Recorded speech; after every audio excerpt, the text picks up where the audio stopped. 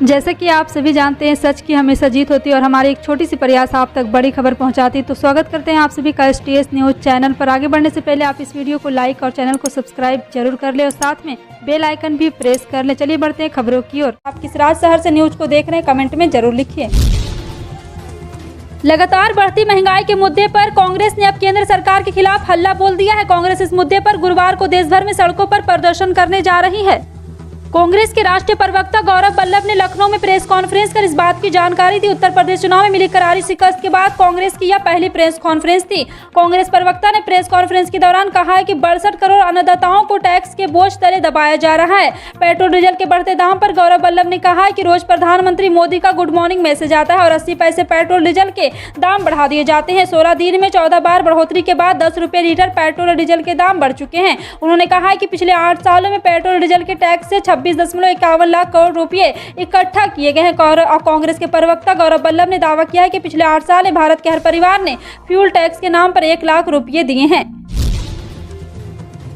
महाराष्ट्र में सियासी हलचल के बीच राष्ट्रवादी कांग्रेस पार्टी चीफ शरद पवार ने प्रदेश के विधायकों को डिनर पार्टी दी। दिल्ली के 6 जनपद पर स्थित शरद पवार के घर पर आयोजित इस डिनर पार्टी में केंद्रीय मंत्री नितिन गडकरी, शिवसेना प्रवक्ता संजय राउत, सुप्रिया सुले और सुनील तटकरे, डॉक्टर फौजिया खान, विनायक राउत, श्रीवास्तव पाटिल, डॉक्टर अमोल कोल्हे, श्रीकांत शिंदे, ओम राजे निलंबर समेत कई नेता शामिल हुए। खास बात यह रही कि शरद पवार के घर पर डिनर पार्टी का आयोजन ऐसे समय हुआ जब शिवसेना नेता संजय राउत के ठिकानों पर ईडी ने बड़ी कार्रवाई की। हालांकि इस डिनर पार्टी में संजय राउत के ठिकानों पर हुई ईडी की कार्रवाई का जिक्र नहीं किया गया।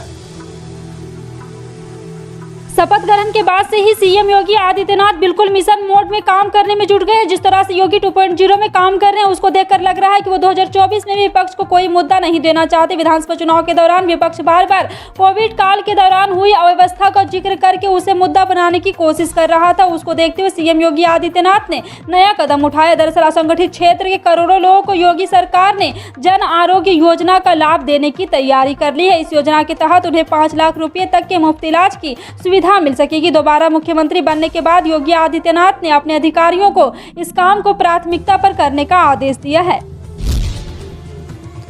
पंजाब की नई नवेली आम आदमी पार्टी की सरकार को शुरू में ही आंदोलन का सामना करना पड़ गया और यह किसी अन्य ने नहीं बल्कि किसान संगठनों ने किया, जो इससे पहले की सरकार के खिलाफ भी विरोध का झंडा बुलंद करते रहे हैं। हालांकि आप सरकार ने भी तुरंत कार्रवाई की और बातचीत के बाद यह आंदोलन जल्द ठंडा पड़ गया। खबरों के मुताबिक बीक्यू और पंजाब खेत मजदूर यूनियन के सदस्यों ने कथित तौर पर कई किसानों को फसल मुआवजा दिए जाने को इनकार करने का विरोध किया था। प्रदर्शनकारियों ने बीते 28 मार्च को राजस्व विभाग के कुछ अधिकारियों को भी बंधक बना लिया था।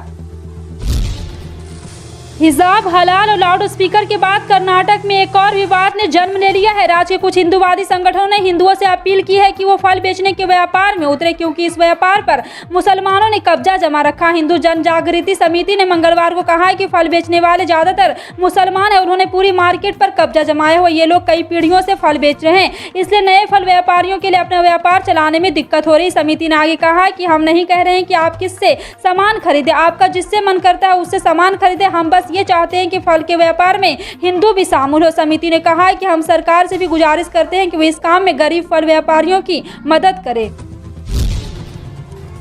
प्रधानमंत्री नरेंद्र मोदी तथा राष्ट्रवादी कांग्रेस पार्टी के प्रमुख शरद पवार के बीच संसद परिसर में बुधवार को हुई मुलाकात के बाद अटकलों का बाजार गर्म हो गया है। जी हां, आपको बता दें कि संसद भवन स्थित प्रधानमंत्री के कार्यालय में दोनों नेताओं के बीच लगभग 20 मिनट तक बातचीत हुई। बाद में एक प्रेस कॉन्फ्रेंस में पवार ने स्पष्ट किया गया कि पीएम से उन्होंने लक्षद्वीप से जुड़े मुद्दों को लेकर चर्चा की। पवार को कहा है कि लक्षद्वीप को लेकर यह मीटिंग हुई। उन्होंने कहा है कि मेरे पीएम के साथ कुछ मुद्दों पर चर्चा हुई। मैंने पीएम में महाराष्ट्र परिषद के पिछले करीब 2.5 साल से खाली सीटों को लेकर भी बातचीत की है। चीन के प्रमुख वित्तीय केंद्र शंघाई में वहां के निवासी बुधवार को खाने पीने के सामान के लिए संघर्ष करते दिखाई दिए। कोरोना के लॉकडाउन के तहत 2 करोड़ 60 लाख लोगों के घरों में बंद कर दिया गया है। राइटर के अनुसार कोविड नमूनों की जांच के बीच शहर में सभी सुपरमार्केट को बंद कर दिया गया है और जरूरती सामान की आपूर्ति पर पाबंदी लगा दी गई है। शंघाई ने कोविड महामारी की शुरुआत के बाद से अब तक का सबसे ज्यादा संक्रमण फैला हुआ है। स्थानीय सरकार ने बुधवार को कहा है कि जब तक सभी नमूने नहीं लिए जाते और उनके परिणाम का मूल्यांकन नहीं हो जाता तब तक वह पाबंदियां हटाने पर विचार नहीं करेगी। पेट्रोल डीजल के दाम में तो एक तरफ रुला ही रहे हैं, सीएनजी के दाम ने अलग फजीहत कर रखी है। बुधवार यानी 6 अप्रैल 2022 को सीएनजी के दाम में फिर से बढ़ोतरी की गई। गैस सप्लाई कंपनियों ने आज प्रति किलोग्राम पर सीएनजी के दाम 2.50 रुपये बढ़ाए गए। उल्लेखनीय बात यह है कि दिल्ली की तरफ से पिछले 4 दिनों में 3 बार सीएनजी महंगी की जा चुकी है। IGAPL के घोषणा के बाद दिल्ली NCR में सुबह 6 बजे से सीएनजी के नए दाम लागू हो चुके हैं। श्रीलंका भारी इकोनॉमी संकट का सामना कर रहा है। आर्थिक संकट के बीच आवश्यक वस्तुओं की कीमत में लगातार बढ़ोतरी हो रही है। इसके साथ ही श्रीलंका दवाओं की आपूर्ति की कमी का भी सामना कर रहा है। लोग आर्थिक संकट के विरोध में सरकार के खिलाफ सड़क पर उतर आए। इस बीच श्रीलंका के नेशन आई हॉस्पिटल के डायरेक्टर ने भारत की दवाई उपलब्ध कराने के लिए धन्यवाद दिया है। उन्होंने कहा है कि भारत द्वारा समय पर मदद ने स्वास्थ्य सुविधाओं के कामकाज को सुनिश्चित कर दिया है। नेशनल हाई और हॉस्पिटल कोलंबो के डायरेक्टर डॉक्टर दमामिका ने कहा है कि हमारी अधिकांश दवाएं भारतीय क्रेडिट लाइन के तहत भारत से आ रही है। भरतपुर में भाजपा सांसद रंजीता कोहली ने द्वारा प्रधानमंत्री नरेंद्र मोदी को की गई शिकायत के बाद प्रधानमंत्री ने बड़ा घोटाला सामने आया है। भरतपुर के पहाड़ी और कांवा पंचायत समिति में आवास घोटाला उजागर हुआ है। इस जांच में घोटाला सामने आने के बाद 12 अधिकारियों को निलंबित कर दिया गया है। जानकारी के मुताबिक प्रधानमंत्री आवास योजना में 698 मकान के कागज में दिखाकर करीब 1 करोड़ 28 लाख रुपये अधिकारी खा गए। इस मामले की जाँच होने और उसमें घोटाला पाए जाने के बाद 12 कर्मचारियों को अधिकारियों के साथ निलंबित कर दिया गया है। साथ ही अब करोड़ों रुपए की यह राशि इन कर्मचारियों से वसूल की जाएगी। बोर्ड परीक्षाओं में नकल रोकने के लिए पर्याप्त इंतजाम के बावजूद विद्यार्थी नकल सामग्री लेकर परीक्षा देने पहुंच रहे हैं। ऐसा ही एक मामला अजमेर की गुजराती स्कूल में सामने आया, जहां बोर्ड की ओर से बनाए गए उड़न दस्तों ने तलाशी के दौरान 12वीं कक्षा के छात्र को विज्ञान की परीक्षा में नकल करते हुए पकड़ लिया। इस मामले में गुजराती स्कूल की ओर से विद्यार्थी के खिलाफ बोर्ड परीक्षाओं में नकल को लेकर कोतवाली थाने में मुकदमा दर्ज कराई। गुजराती स्कूल के केंद्रीय अधीक्षक सत्यनारायण की रिपोर्ट पर कोतवाली थाना पुलिस ने अवैध रूप से नकल सामग्री लेकर परीक्षा देने के मामले में लड़के के खिलाफ बोर्ड परीक्षा में गलत तरीके से नकल सामग्री ले जाने के संबंध में राजस्थान परीक्षा अनुच्छेद साधन ले जाने के मामले में मुकदमा दर्ज कर लिया है। उत्तर प्रदेश के लखीमपुर खीरी जिले में सदर कोतवाली के थानेदार से भारतीय जनता पार्टी युवा मोर्चा के कार्यकर्ता इस कदर नाराज हो गए कि वो थाने के बाहर ही धरने पर बैठ गए। कार्यकर्ताओं ने धरना तब खत्म हुआ जब कोतवाल चंद्रशेखर सिंह ने सार्वजनिक तौर पर माफी मांगी। दरअसल भारतीय जनता पार्टी युवा मोर्चा के कार्यकर्ता और थाने में तैनात कोतवाल चंद्रशेखर सिंह के बीच किसी बात को लेकर नोकझोंक हो गई थी, जिसके बाद दर्जनों भाजयुमो कार्यकर्ता कोतवाल के बाहर जमा हो गए और उन्होंने नारेबाजी शुरू कर दी। भारतीय जनता पार्टी युवा मोर्चा के जिलाध्यक्ष राम पांडे का आरोप है कि वो अपने कार्यकर्ताओं संग लखीमपुर थाने में तैनात कोतवाल चंद्रशेखर सिंह के पास किसी काम को लेकर गए थे। इसी दौरान कोतवाल ने उनके साथ बदसलूकी की और गाली गलौज करते हुए उन्हें कोतवाली से धक्का देकर बाहर निकाल दिया। पेट्रोल और डीजल के दाम में बढ़ोतरी का सिलसिला रुकने का नाम नहीं ले रहा। तेल कंपनियों ने आज फिर पेट्रोल के दाम में 88 पैसे तो डीजल के दाम में 82 पैसे प्रति लीटर की बढ़ोतरी की। इसके बाद मरुधरा के सरहदी जिले श्रीगंगानगर में पेट्रोल के दाम बढ़कर 122.79 पैसे रुपये प्रति लीटर, डीजल के बढ़कर 105 प्रति लीटर जा पहुंचा है। और खबर यह है कि श्रीगंगानगर में देश का सबसे महंगा पेट्रोल और डीजल मिल रहा है।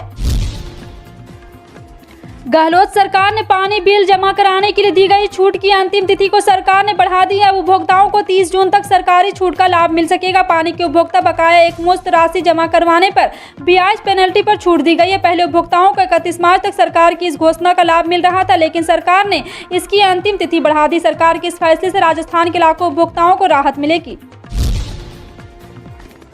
केंद्रीय विदेश मंत्री एस जयशंकर ने यूक्रेन के बुचा शहर में हुई हत्याओं की कड़ी निंदा करते हुए कहा कि इस घटना की स्वतंत्र जांच होनी चाहिए। विरोध दलों के सांसदों द्वारा लड़ाई पर भारत सरकार के स्टैंड को लेकर पूछे गए सवाल का जवाब देते हुए विदेश मंत्री ने कहा कि भारत ने शांति का पक्ष चुना है। नियम 193 के तहत लोकसभा में हुई चर्चा का जवाब देते हुए विदेश मंत्री एस जयशंकर ने कहा कि जहां तक रूस यूक्रेन लड़ाई का प्रश्न है, भारत इस लड़ाई के खिलाफ है। उन्होंने आगे कहा कि भारत का स्पष्ट मानना है लड़ाई में किसी समस्या का समाधान नहीं हो सकता, बातचीत और शांति से ही विवादित मुद्दों को समाधान हो सकता है।